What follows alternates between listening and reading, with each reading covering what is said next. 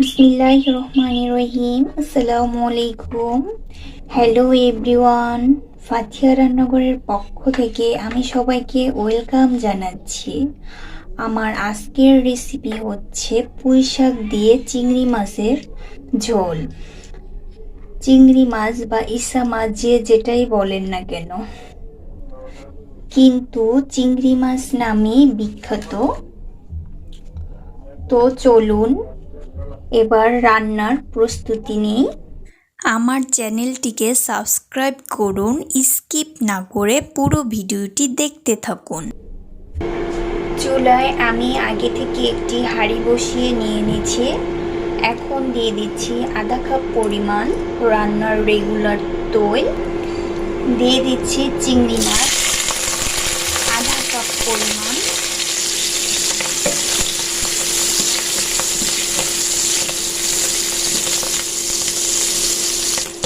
দিয়ে দিচ্ছি আধা কাপ পরিমাণ পেঁয়াজ কুচি, দিয়ে দিচ্ছি 6 থেকে 7টি কাঁচামরিচ,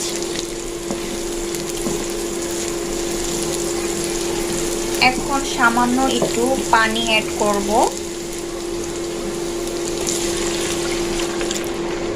এখন দেব মশলা, দিয়ে দিচ্ছি আদা রসুন পেস্ট 1 চা চামচ,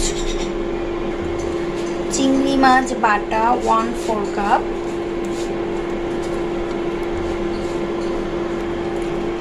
লবণ স্বাদ মতো বা পরিমাণ মতো, লাল মরিচের গুঁড়া 1/4 চা চামচ, হলুদের গুঁড়া 1/4 চা চামচ।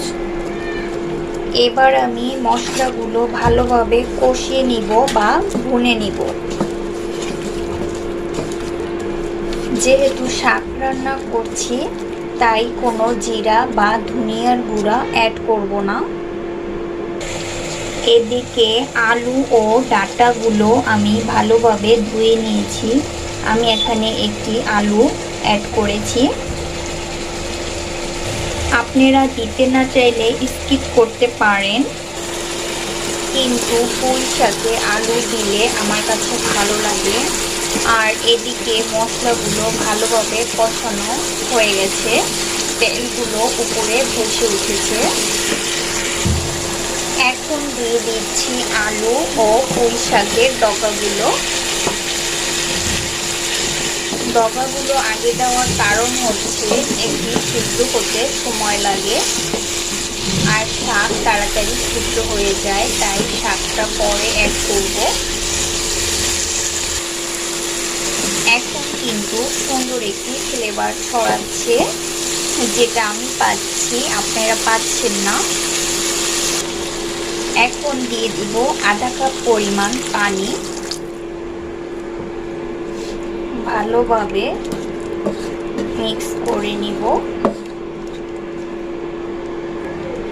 এখন ঢাকনা দিয়ে ঢেকে চুলোর আঁচ মিডিয়ামে রেখে ফিরে আসছি 5 মিনিট পর। আমি যে শাকগুলো কেটেছিলাম সেই শাকগুলো এখন পরিষ্কার করে ধুয়ে নিতে হবে, কারণ শাকে প্রচুর পরিমাণে ধুলাবালু থাকে, এমনকি পোকাও থাকে। চলুন এবার শাকগুলো ধুয়ে নিব। এই তো শাক ধোয়া হয়ে গেছে, আর এদিকে ঢাকনাটা তুলে নিচ্ছি।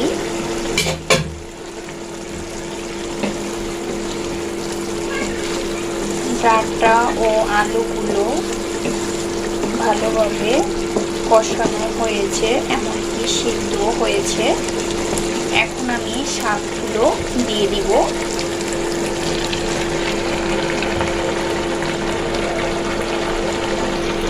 আলু ও ডাঁটার সাথে শাকগুলো ভালোভাবে মিক্স করে নিব। মিক্স করা হয়ে গেছে। শাক সিদ্ধ হওয়ার জন্য আমি 1 কাপ পরিমাণ পানি দিচ্ছি। এই পানিতে কিন্তু ডাঁটা, আলু, শাক সব কিছু সিদ্ধ হয়ে যাবে আর কিছু পরিমাণ ঝোলও রাখা যাবে। ঢাকনাটা তুলে নিচ্ছি। রান্নাটা প্রায় শেষ পর্যায়ে, দিয়ে দিচ্ছি ধনিয়া পাতা।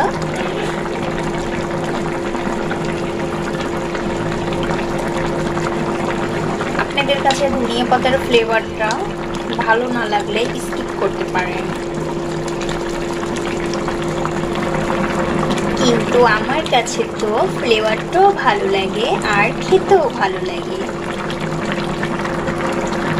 আমি একটু চেক করে দেখছি লবণ ও ঝাল পারফেক্ট আছে কিনা। ঝালটা পারফেক্ট আছে, কিন্তু একটু লবণ লাগবে।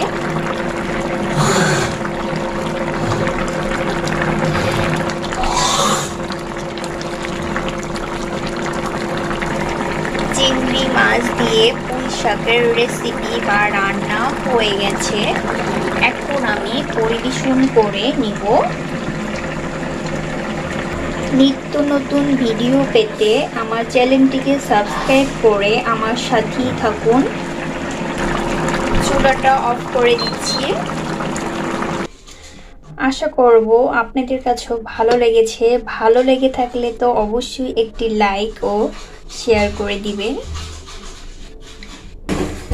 আজকের মতো এই জায়গায় বিদায় নিচ্ছি। আল্লাহ হাফিজ।